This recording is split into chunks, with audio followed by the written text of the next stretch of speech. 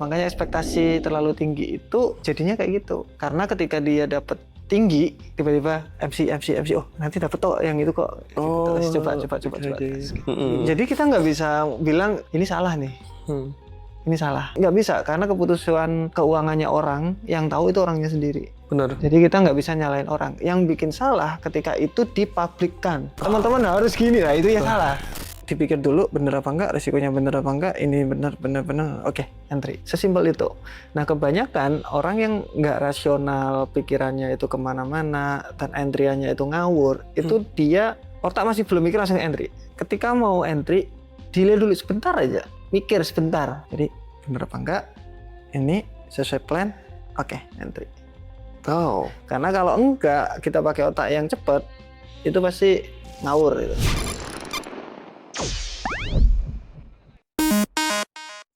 Membahas tentang ekspektasi, Mas. Di lingkungan trader forex ini, ekspektasinya menurutku berlebihan untuk orang-orang yang trader pemula. Oke, berlebihannya seperti Berlebihannya mereka menginginkan modal kecil ngeflip jadi hasil yang besar. wajar sih. Modal 100.000 jadi 30 juta gitu, Mas. ya terus. Nah, itu menurut Mas Rizky, ekspektasi terlalu tinggi itu ada plus minusnya nggak? Efek buruk atau efek positifnya itu gimana? Jadi gini, kalau kita trading di saham, di spotnya saham, kripto, emas, spot loh kita ngomongnya ya, yang langsung direct beli, itu kita kan harus punya sejumlah uang untuk membeli. Contoh saham, ya kalau kita punya uang 1 miliar, ya wes kita beli 1 miliar. Yes. Ya kan? Nah, di trading future, XAU, kemudian future forex, CFD, dan yang biasanya kita trading itu, kita nggak butuh uang 1 miliar. Kita butuh uang 1 juta untuk bisa open 1 miliar. Pakai leverage. Pakai leverage namanya. Yes. Nah, makanya saya bilang, nggak perlu banyak-banyak kalau di future. Soalnya dikasih leverage. Ya nggak? Soalnya dikasih leverage. Kalau emang pinter, pakai leverage itu kan berarti dia bisa flying. Iya. Nah, tapi kebanyakan orang ekspektasinya terlalu gede. Ekspektasinya terlalu gede. Nah, Pengalamannya minim. pengalamannya minim. Tuh. Gede di sini. Jadi contoh, Mas, saya modal 1 juta, Mas. Bisa nggak dapat 1 juta per hari? Atau kalau nggak gitu, ada loh yang tanya kayak gitu, cuma ini 100% per hari loh. Siapa dia? Gila banget. Nggak bisa. Mungkin ada beberapa orang bisa, tapi jangka panjangnya itu pasti turun. Ada sesuatu yang akan drop nanti ya? Pasti drop itu. Karena ini nggak bakal sustain. Naik itu kan naik signifikan. Enggak, Mas, cuma 1 juta. Bukan, Pak. Itu kalau kita ngelihat itu, lihatlah dari persentase. Oh. Jadi kalau persentasenya itu oke, naiknya 100% berarti per hari. 100% langsung naik. Contoh masukin 1 miliar dapat 1 miliar per hari gitu kan. Masukin 5 triliun dapat 5 triliun sehari. Kayak gitu. Kan doesn't make any sense gitu loh. Tapi ya itulah yang dijual ke para trader ini. Dijual ke trader pemula ya? Iya, ke trader pengalaman juga sama. Dari pengalaman kan ya nggak pasti kayak gitu, Mas. Ya ada lah pasti. Pengalaman, aku nyebut pengalaman ini yang udah profitable, mesti nggak akan kayak gitu. Kalau profitable ya enggak lah. Tapi kalau Dia yang udah punya cara sendiri, udah ya wes hidup dengan santainya dia sendiri. Nah, kalau yang ekspektasinya berlebihan ini menggebu-gebu, Mas, kayak dapat modal sekian, pengen dapat sekian. Nah, itu kalau Mas Rizky bilang nggak sustain tuh. Tapi efek lain kayak psikologinya atau mentalnya tuh gimana nanti? Mas, mental penjudi biasa. Anjay. Biasa kayak gitu tuh mental penjudi. Karena apa ya? Ya ketika kita trading, modal kecil pengen untung gede, ya biasalah slot machine kan. Yes. Dia masukin kecil, dapat jackpot. Oh. Dapat jackpot. Nah, ini aku pernah bilang ada suatu cerita fiksi tapi ini. Yes. Satu burung dikasih makan tiap hari. Bukan, makan tiap hari. Ketika dia matuk dapat makan. Jadi ada tombol ada rewardnya. Makan, dia pencet makan, makannya keluar. Menariknya ketika dia udah kenyang, dia nggak mencet. Oh, Selesai. Nah, yang menarik lagi adalah burung yang kedua. dia dikasih randomness namanya. Jadi ketika dipencet keluar, dipencet kadang-kadang nggak keluar, dipencet lagi nggak keluar, tiba-tiba pencet lagi keluar. Nah yang menariknya ketika dia sudah kenyang, dia tetap mencet terus menerus. Udah kenyang ya? Nah padahal udah kenyang, karena dia suka randomness. Ketika mencet, oh nggak kena, kena, oke. Dopaminnya dapat di sana. Terus dia? Terus, makanya ekspektasi terlalu tinggi itu jadinya kayak gitu. Karena ketika dia dapat tinggi, tiba-tiba MC, oh nanti dapat toh yang itu kok. Terus coba. Terus kalau seumpama ekspektasi dijadiin motivasi tuh Mas, ekspektasi yang tinggi dijadiin motivasi tuh. Karena itu aku pengen dapetin 1 triliun pertama di forex dalam waktu 1 tahun, tuh tinggi banget tuh. Itu dijadiin motivasi gitu. Biasanya apa itu yang lagu Melayu tak lagu apa? Iya. Lagunya apa sih itu? Ya, nanti kena copyright. Aku lupa gitu. Itu maksudnya kayak gitu kan. Katanya buat motivasi teman-teman. Itu bukan buat motivasi, itu flexing. Jadi bedain ya teman-teman ya, motivasi sama memang benar-benar itu buat ngeflex. Kenapa kalau orang itu bilang motivasi? Mungkin motivasi memang ayo bisa kok. Aku aja bisa, ini portoku, ini caranya, ininya. Ayo aku bisa, kalau nggak bisa tak kasih tahu caranya. Ayo apa sih sebenarnya yang bikin nggak bisa, gampang. Nah, gitu. Ayo terus bisa kok.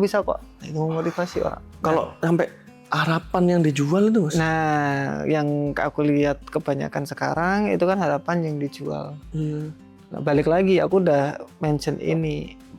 Ekonomi lagi nggak baik-baik aja nih. Rupiah juga lagi 18.000 something. Ya SG, saham-saham anjlok terus. Impor itu mahal-mahal sekarang. Semua pangan-pangan ini lagi naik semua. Terus bisnis-bisnis juga lagi surut semua pastinya. Bener-bener. Nah itu berarti apa? Ya kalau bisa jangan kayak gitulah.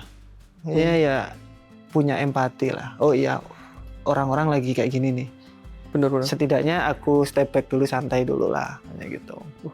Ternyata ekspektasi yang terlalu tinggi itu juga fatal Mas akhirnya Mas ya.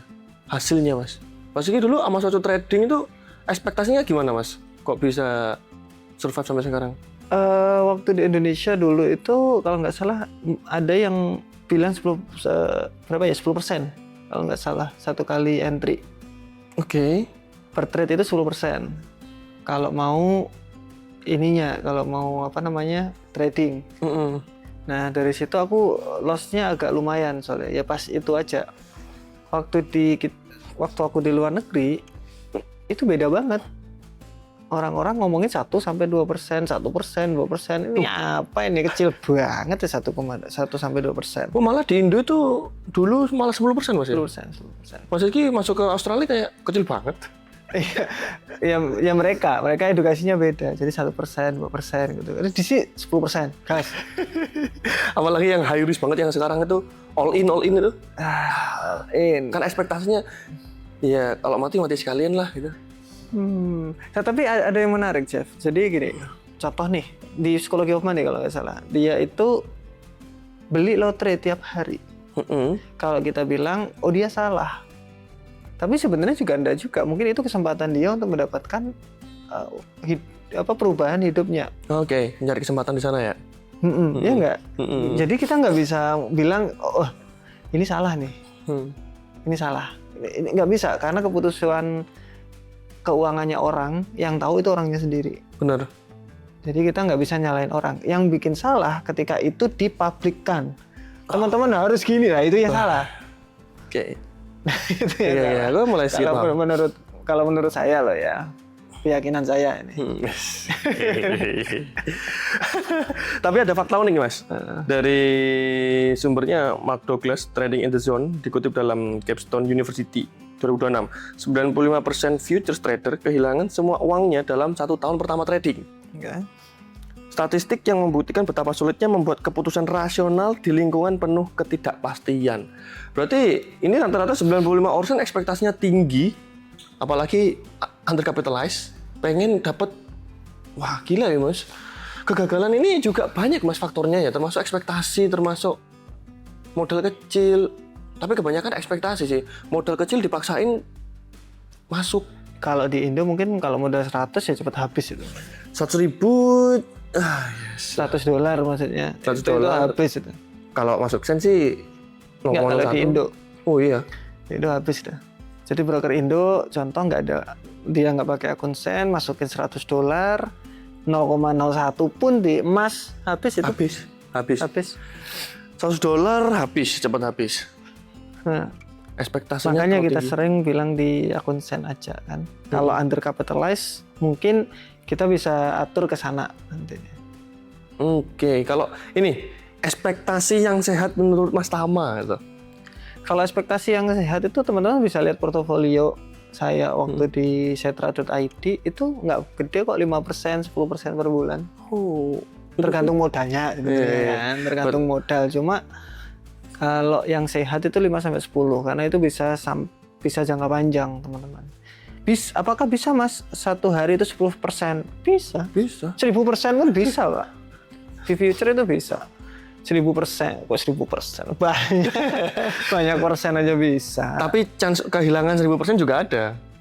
Banyak banget, lebih banyak.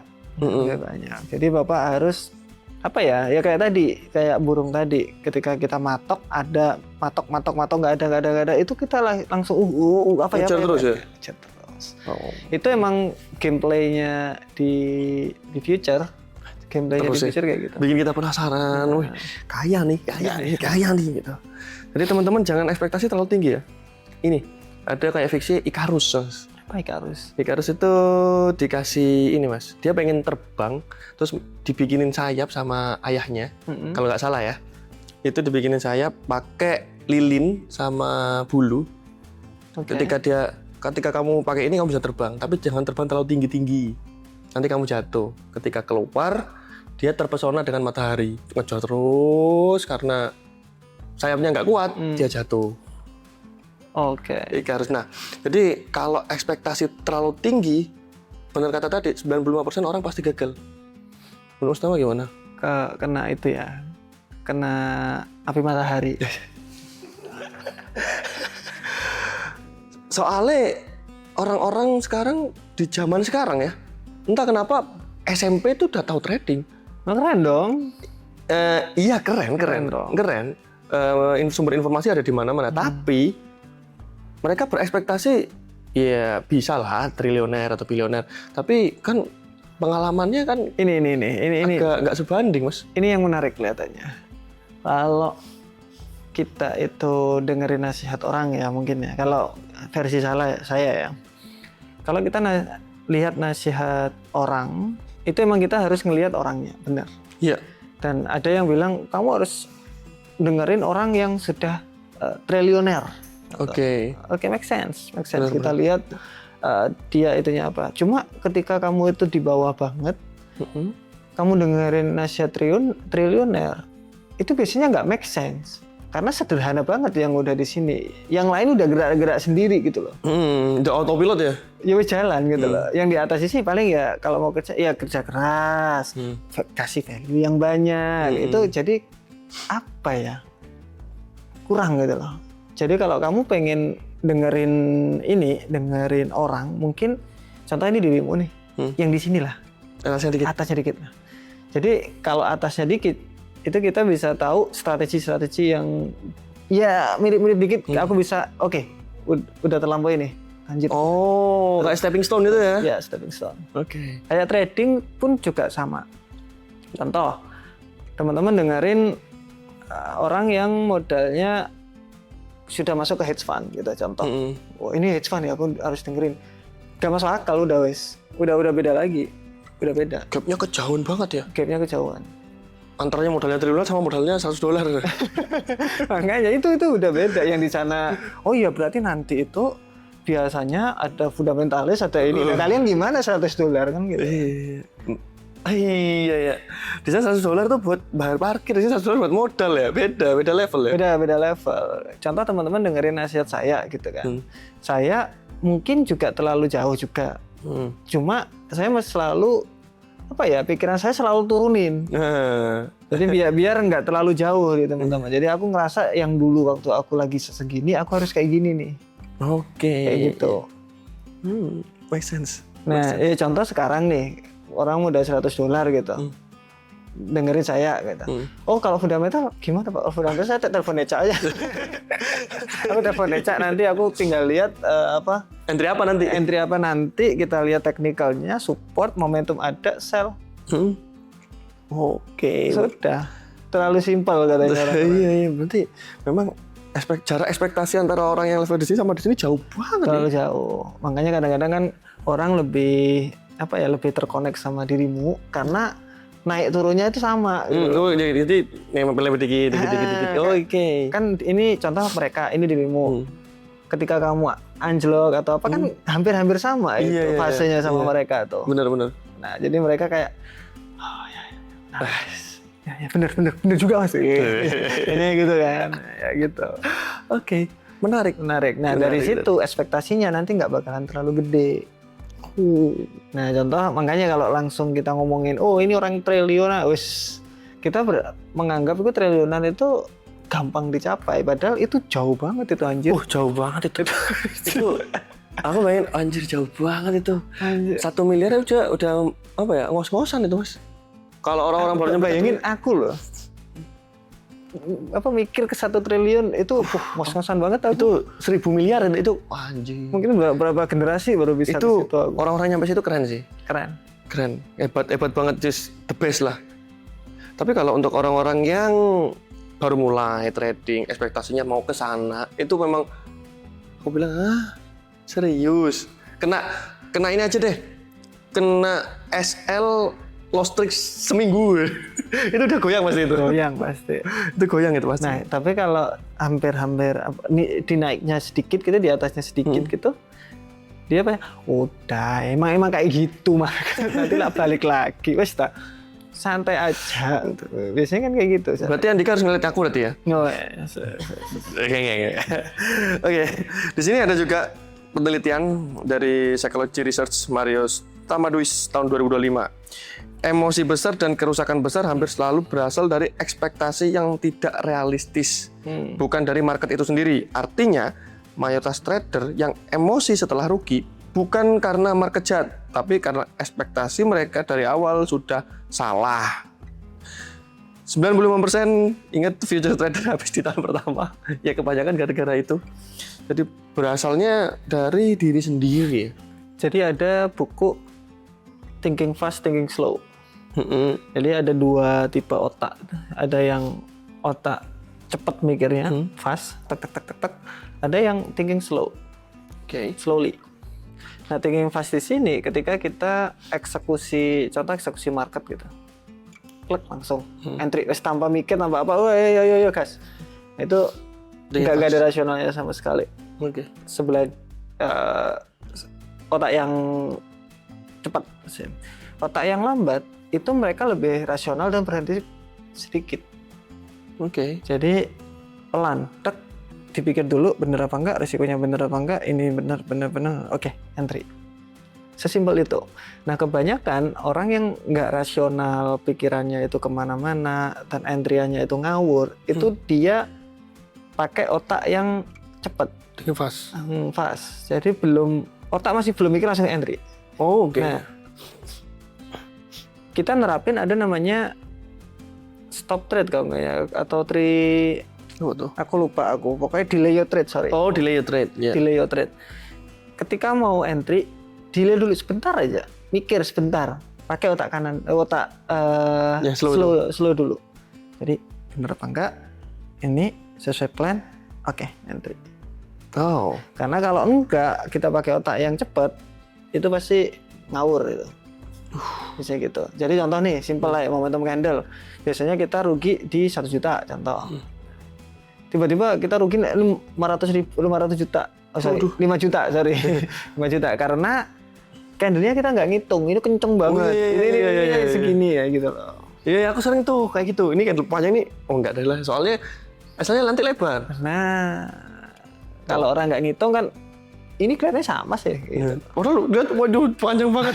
Oke. Oh berarti manfaat delay your trade itu. Ya. Berarti aku termasuk yang slow thinking. Nah aku termasuk kan aku kan takoni iku Mas. Ya, oke, siap. Terakhir nih untuk teman-teman trader, ekspektasi apa ketika masuk forex tuh Mas? Dia harus membawa ekspektasi yang kayak apa? Treat forex like a business, balik lagi kayak apa ya? Orang ngomong udah lama kayak gini tuh. Iya. Trading CFD future as a business. Kenapa kok sesimpel itu aja orang nggak paham? Karena orang nggak ngelakuin itu. Oh, Mereka treat like casino. Iya. Maka cekranya. Mereka treat like casino. Nah, apakah bisa? Bisa. Banyak sampai sekarang ada. Nah, treat like a business, bisnisnya seperti apa? Ya kalau teman-teman mau bikin bisnis ya apa loh? Oh, siapin modal. Siapin modalnya, Plannya seperti apa, research marketnya, bagus entry. Itu maksudnya treat like a business. Oke. Ngeri ya? Ngeri. Dalam banget. Dalam banget. Oke, thank you semuanya. Terima kasih.